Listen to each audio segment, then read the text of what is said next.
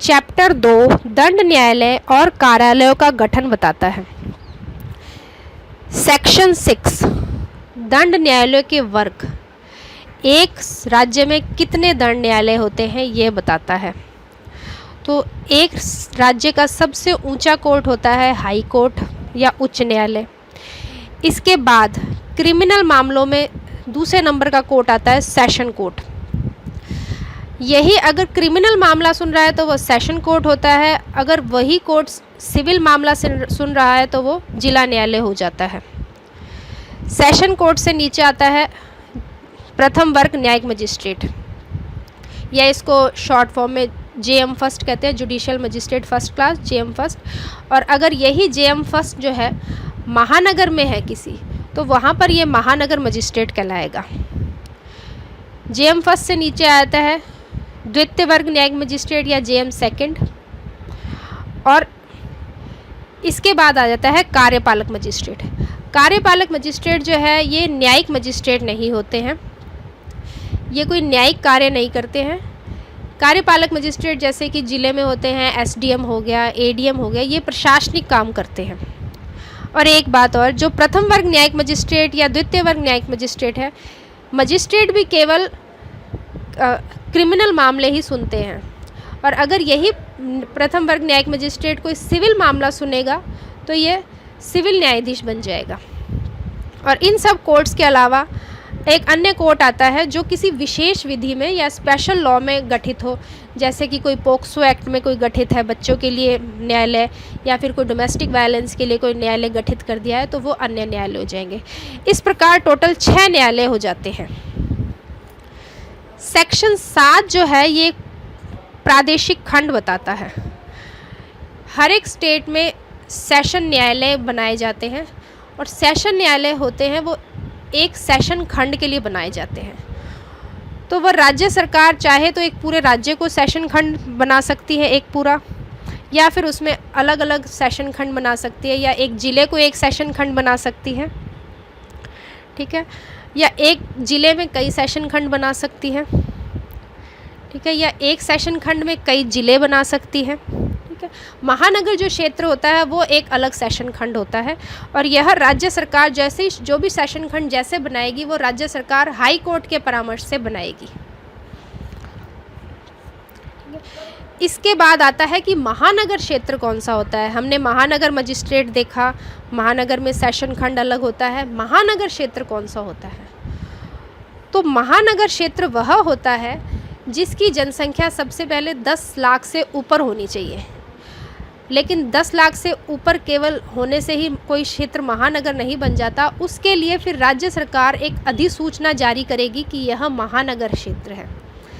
जैसे कि राजस्थान में जयपुर और एक मुंबई, कलकत्ता और मद्रास और अहमदाबाद, ये 4 जो नगर है ये हमेशा महानगर ही रहेंगे, ठीक है।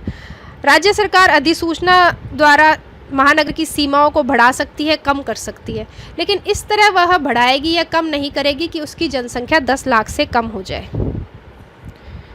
ठीक है। अब सेक्शन 9 से लेकर सेक्शन 23 तक ये जो दंड न्यायालय बताए थे इनका गठन बता रखा है। तो सबसे पहले आता है हाई कोर्ट का गठन, तो हम कॉन्स्टिट्यूशन ऑफ इंडिया में पढ़ते हैं, तो उसका गठन इसमें नहीं बताएंगे, इसका गठन वैसे ही होगा जो कॉन्स्टिट्यूशन में बता रखा है। फिर सेकंड नंबर पे आ जाता है सेशन कोर्ट। तो सेशन कोर्ट का कैसे गठन होगा?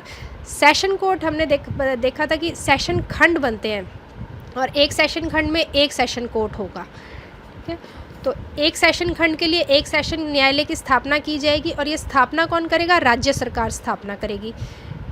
और उस सेशन कोर्ट में उसका न्यायाधीश कौन नियुक्त करेगा? न्यायाधीश हाई कोर्ट अपॉइंट करेगी, ठीक है। फिर हाई कोर्ट जो है अपर सेशन और सहायक सेशन न्यायाधीशों की भी नियुक्ति कर सकती है। एक ये बात बहुत इंपॉर्टेंट है कि एक सेशन न्यायाधीश दूसरे सेशन खंड का भी सेशन न्यायाधीश हो सकता है, लेकिन वो दूसरे सेशन खंड में जाते ही अपर सेशन न्यायाधीश बन जाता है। अब एक बात है कि अगर कोई मान लो सेशन न्यायाधीश का पद रिक्त हो गया है, वेकेंट हो गया है, और कोई अर्जेंट मामला आ जाता है, अर्जेंट कोई आवेदन आता है, तो हाई कोर्ट क्या कर सकता है, उस आवेदन के लिए सेशन न्यायाधीश के काम के लिए अपर या सहायक सेशन न्यायाधीश को अपॉइंट कर सकता है। और अगर मान लो अपर और सहायक सेशन न्यायाधीश भी नहीं है तो फिर वो क्या करेगा, सीजीएम मुख्य न्यायिक मजिस्ट्रेट जिसे हम सीजीएम कहते हैं, चीफ जुडिशियल मजिस्ट्रेट को अपॉइंट कर देगा। अब सेशन न्यायाधीश अपनी बैठक कहाँ रखेंगे, कौन से स्थान पर रखेंगे, ये हाई कोर्ट डिसाइड करता है। लेकिन कोई विशेष मामला आ जाता है और सेशन न्यायालय को लगता है कि इसमें जो मामले के जो पक्षकार हैं, पार्टीज़ हैं और जो साक्षी हैं, उनको सुविधा होगी, तो वो जो दोनों जो अभियोजन और अभियुक्त, अभियोजन वो होता है जो को केस कर रहा है प्रोसिक्यूशन पक्ष, और जिसके विरुद्ध केस किया है अभियुक्त, उसको उन दोनों की मर्जी से, उन दोनों की इच्छा, उन दोनों की सहमति से वो किसी भी स्थान पर जो है इस सेशन कोर्ट की बैठक कर सकते हैं। अब सेक्शन 10 जो है ये सहायक सेशन न्यायाधीशों के बारे में बताता है। अपर सेशन और सेशन ये दोनों इक्वल रैंक के होते हैं, बराबर रैंक के होते हैं, और जो सहायक सेशन होता है ये सेशन के नीचे आता है, निचले स्तर पे से के अधीनस्थ होता है।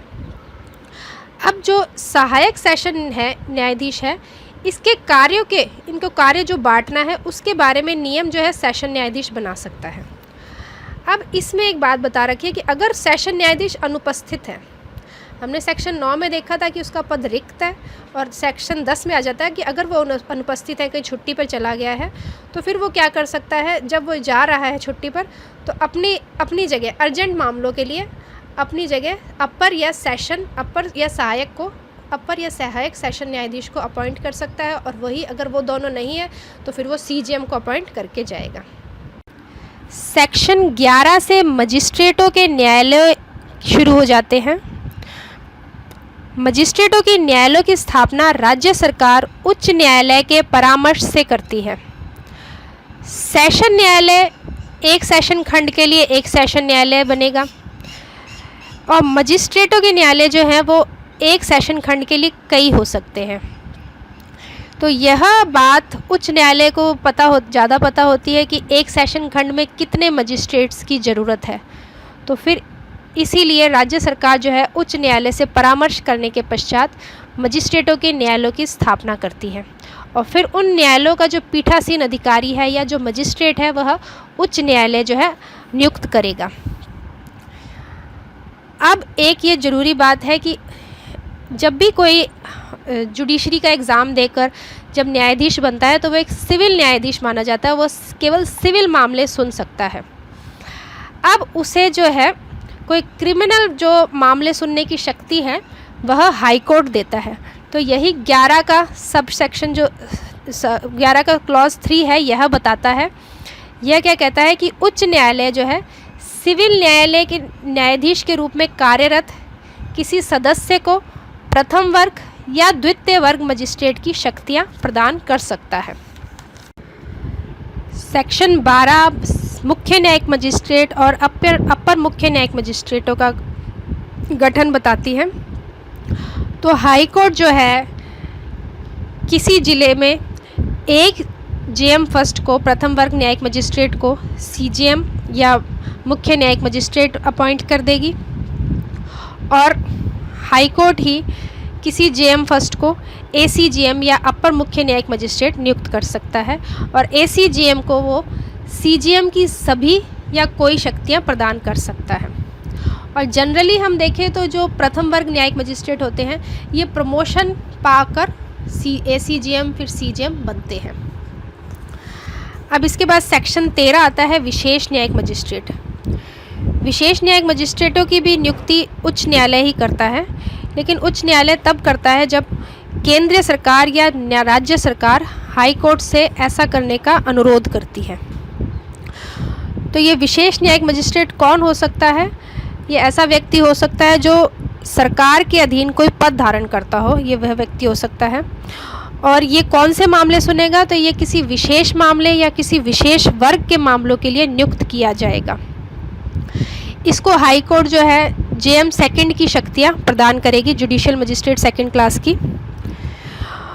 और हाई कोर्ट जो है कोई योग्यता रख सकता है, कोई विधिक मामलों की योग्यता डिसाइड कर सकता है कि ऐसे व्यक्ति जिसको अपॉइंट कर रही है उसे विधिक मामलों में योग्यता, इतनी योग्यता होनी ही चाहिए। और इसको एक बार में 1 वर्ष के लिए अपॉइंट किया जाता है। अब जो है न्यायिक मजिस्ट्रेटों की अधिकारिता कौन डिसाइड करेगा?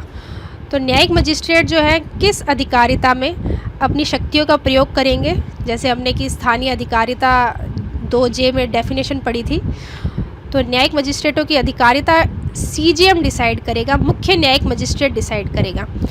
लेकिन जो मुख्य न्यायिक मजिस्ट्रेट है ये हाई कोर्ट के नियंत्रण में रहते हुए ही डिसाइड करेगा। और सेक्शन 15 बताता है कि मजिस्ट्रेट किसके अधीनस्थ होंगे। तो जो सभी मजिस्ट्रेट हैं ये सेशन न्यायाधीश के अधीनस्थ होंगे। सबसे पहले तो CJM जो है सेशन न्यायाधीश के अधीनस्थ होगा और बाकी सभी मजिस्ट्रेट CJM के अधीनस्थ होंगे। सेक्शन 16 से 19 महानगर मजिस्ट्रेटों के न्यायालयों का गठन बताती है। महानगर मजिस्ट्रेटों का न्यायालय वही सेम प्रक्रिया है जो हमने न्यायिक मजिस्ट्रेटों के न्यायालयों की प्रक्रिया पढ़ी थी। बस अगर वही न्यायिक मजिस्ट्रेट जब महानगर क्षेत्र में चला जाता है तो वह महानगर मजिस्ट्रेट बन जाता है या महानगर मजिस्ट्रेट कहलाता है, और उधर वह जब साधारण ज़िले में होता है तो वह न्यायिक मजिस्ट्रेट कहलाता है। तो सबसे पहले महानगर मजिस्ट्रेट जो होता है वो जुडिशियल मजिस्ट्रेट फर्स्ट क्लास के बराबर होता है, इक्वलेंट होता है। तो वही महानगर मजिस्ट्रेटों के न्यायालयों की स्थापना कौन करेगा? राज्य सरकार उच्च न्यायालय के परामर्श से स्थापना करेगी न्यायालयों की, और उनमें जो पीठासीन अधिकारी है या महानगर मजिस्ट्रेट है वह उच्च न्यायालय नियुक्त करेगा। सेक्शन 16 ये बताता है।